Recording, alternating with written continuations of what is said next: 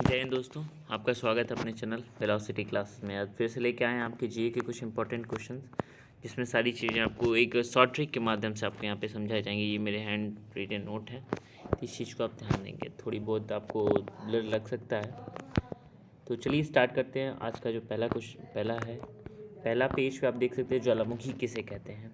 मैं आपको ये बताऊंगा ज्वालामुखी क्या है, ज्वालामुखी किसे कहते हैं। तो ज्वालामुखी का तात्पर्य उस दरार या छिद्र से होता है जिसके माध्यम से पृथ्वी के आंतरिक भाग में स्थित लावा तथा अन्य पदार्थ धरातल पर आ जाते हैं, उसे ज्वालामुखी कहते हैं। जैसा कि आपको पता है, ज्वालामुखी भी कई तरह के होते हैं। तो ज्वालामुखी 3 तरह के होते हैं। एक शांत ज्वालामुखी होता है, एक सक्रिय ज्वालामुखी होता है, एक प्रसुप्त ज्वालामुखी। शांत ज्वालामुखी ऐसे ज्वालामुखी होते हैं जो पहले पहले थे ज्वालामुखी, लेकिन अब इस समय क्या है, वो पूरी तरह से शांत हो चुके हैं। सक्रिय जो ऑलरेडी अभी भी वर्किंग में है, और प्रसुप्त का मतलब होता है जिनकी कोई संभावना नहीं, कभी भी फट सकते हैं।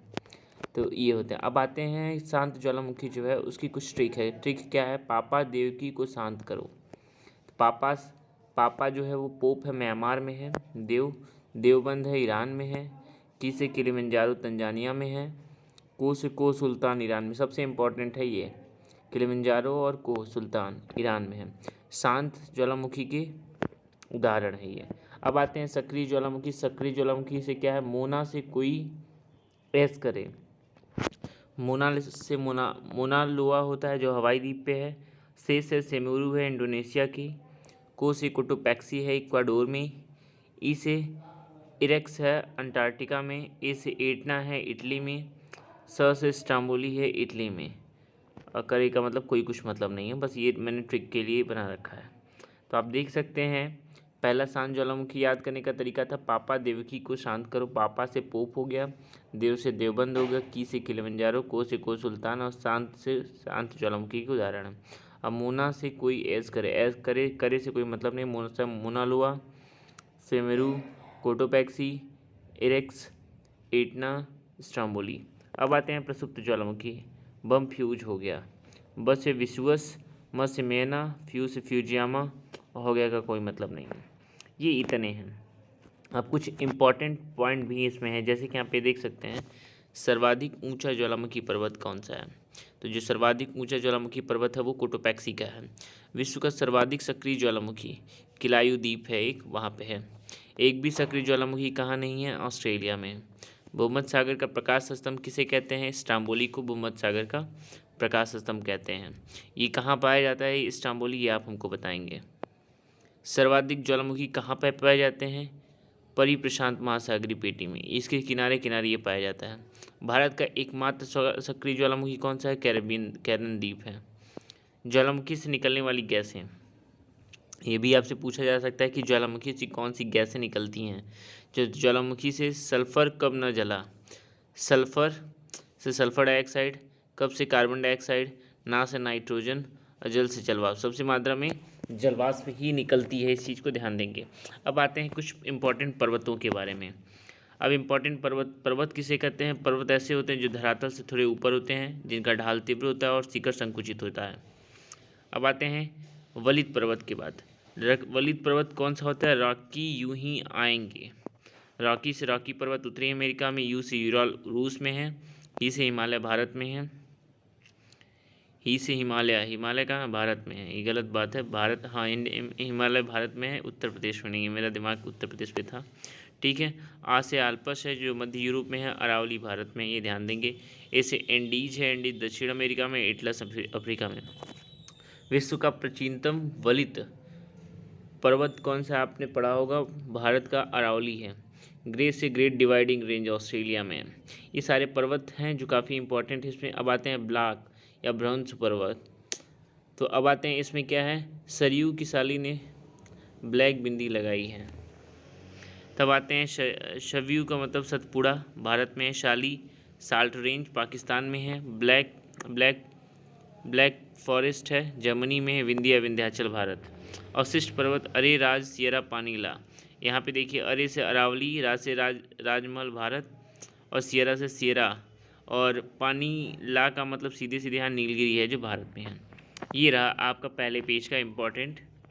ये काफ़ी इंपॉर्टेंट है, आप इस चीज़ को एक बार फिर से रिवाइज कर सकते हैं कॉपी में लिख के।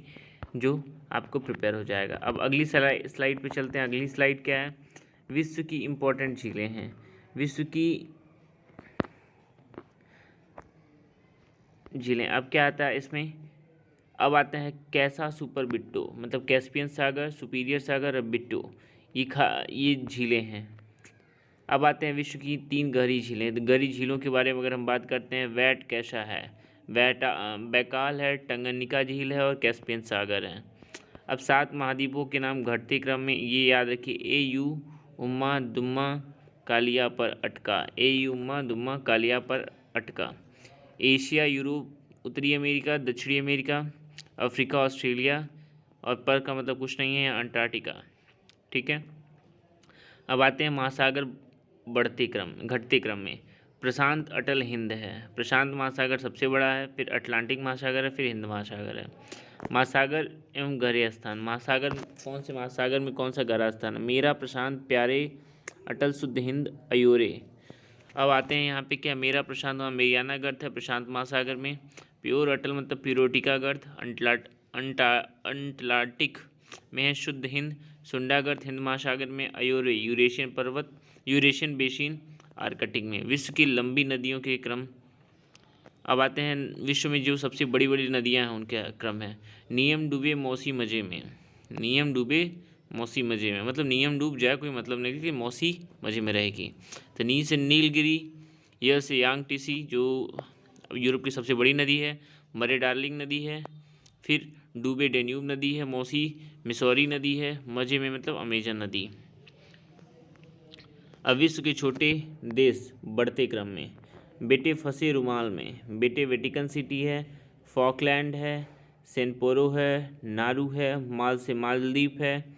में का मतलब कुछ नहीं है। विश्व के 7 बड़े देश क्रम में। रुक चीन, अब आ गया भारत। देखिए कितनी धांसू ये ट्रिक है। रुक चीन, अब आ गया भारत। रू से रूस है, क से कनाडा है, ची से चीन है, अ से अमेरिका, ब से ब्राज़ील, आ से ऑस्ट्रेलिया, ब से भारत है। ये आप देख सकते हैं, ये दूसरा पेज का स्लाइड था जो काफ़ी इंपॉर्टेंट ये भी रहा है। अब आते हैं तीसरे पे। तीसरे कृषि के विशेष प्रकार। आपने कई बार बच्चे भूल जाते हैं कि कौन सा किससे रिलेटेड है, तो यहाँ पे मैंने इसके लिए भी ट्रिक बना रखी है। ए मधु, मेरे समधी ने अंगूर की बेटी संग सारे मछली पीस सेवन किया। अब इस चीज़ को आप देख सकते। ए मधु एपी कल्चर मधुमक्खी पालन से। मेरे समधी ने मेरी कल्चर समुद्री जीवों के धन से। अंगूर की बेटी विटीकल्चर से अंगूर की खेती। संग मतलब कुछ नहीं। सारे सेरीकल्चर रेशम से है।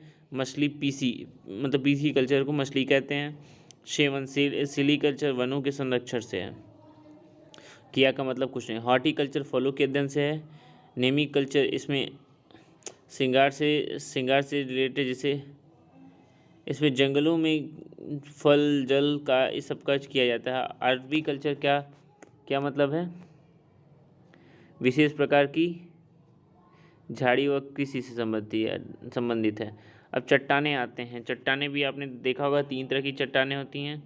अवसादी चट्टानें, आग्नेय चट्टानें और कायंती चट्टानें। आगे आब रूप, आगे से आग्नेय चट्टान, अवसादी चट्टान और रूपांतरित चट्टान। ये मैंने आपको बता दिया। अवसादी चट्टानों के एग्जाम्पल कौन कौन से हैं? अवसादी चट्टानों के एग्जाम्पल हैं, देखिए अवसादी चट्टानों के उदाहरण सेब चूस लिया, से सेल, व से वलुआ पत्थर, च से चूना पत्थर, स से समपिंड, लिया से लिग्नाइट। आग्नेय चट्टान की बात करते हैं। बिट्टू बेटा नाइट में आजा, बिट्टू बिटुमिनस कोयला, बेटा बेसाल्ट, नाइट ग्रेनाइट, में आजा कुछ नहीं है। अब कायंती चट्टानों पे आते हैं। कायंती चट्टान ए शशि निशा संग ग्रेफाइट कर, ए शशि निशा संग ग्रेफाइट कर। एंथ्रेसाइट कोयला है। स से सर्पेंटाइन है, सी से सिल्ट है, नी से नीस है, सा से साइनाइट है, संग से संगमरमर है, ग्रेकाइट से मतलब ग्रेकाइट है, कर से कुछ नहीं है। पूर्वी तटीय राज्य। अब आपसे पूछा जा सकता है पूर्व में जो पूर्वी तटीय राज्य है उनका क्या है? अंधा उड़ता बंगाल में, आंध्र प्रदेश, उड़ीसा, तमिलनाडु, पश्चिम बंगाल। में का मतलब कुछ नहीं। ये ध्यान रहे पूर्वी पश्चिमी दो तट होते हैं ना, जो नीचे की तरफ आप देख सकते हैं पूर्वी और पश्चिमी तट हैं। तो पूर्वी तट का मतलब है उड़ता अंधा उड़ता बंगाल में, यानी आंध्र प्रदेश, उड़ीसा, तमिलनाडु और पश्चिम बंगाल। अब 5 राज्य आपके इधर हो जाएंगे। पश्चिमी तटीय राज्य में क्या है? गोवा, गोवा, गुजरात, केरल, कर्नाटक, महाराष्ट्र। ये तो आपको वैसे टिक की ज़रूरत ही नहीं है, आप ऐसे याद कर सकते हैं, गोवा, गुजरात, केरल, कर्नाटक, महाराष्ट्र। पंजाब की जो नदियां हैं, 5 नदियां, उनके नाम जानते हैं। पंजाब में 5 नदियां हैं जो झेलम, व्यास, चिनाब, रावी, सतलुज। झेलम, व्यास, चिनाब, रावी, सतलुज। धाराओं की भी बात करते हैं। कुछ धाराएं जो निम्न मतलब जो धातुएं पाई जाती हैं। कास, माही, रांची आता, मतलब रांची से क्या आता है? रांची, देखिए, कांस कर्नाटक से सोना आता है, माही मध्य प्रदेश से हीरा आता है, रांची से राजस्थान से चांदी आता है। इससे कम आगे का मतलब कुछ नहीं होता है। ये आपके लिए इम्पोर्टेंट थी। अब आते हैं प्रमुख प्रमुख झीलें। जो इम्पोर्टेंट झीलें हैं, जैसे कि अबे, करेला, हुस्न का अंधा, राजस्थान जा, डीपी को कंसाले। ये आप देख सकते हैं कि ये केरल में वेवनाड है, वेवनाड झील और अष्टमुडी है। हुस्न का अंधा आंध्र प्रदेश में कुलेरू है और हुसैन सागर है। राजस्थान में क्या है? जयमंद है, जय समद है। फिलहाल तो इसमें बहुत सारी चीज़ें आपको समझने की ज़रूरत ही नहीं, क्योंकि बहुत सारी ऐसी चीज़ें हैं जो हमको ज़रूरत से ज़्यादा दे रखा है। तो हम इस चीज़ को छोड़ते हैं यहीं पे, और हम आपको अब इस चीज़ को इतना छोड़ दें, इससे कोई ज़्यादा खास मतलब नहीं रखिए। अब आ जाइए यहाँ पे। भारत में मीठे पानी की सबसे बड़ी झील जो है वो डल झील है। भारत की सबसे ऊंची झील देवताल झील है।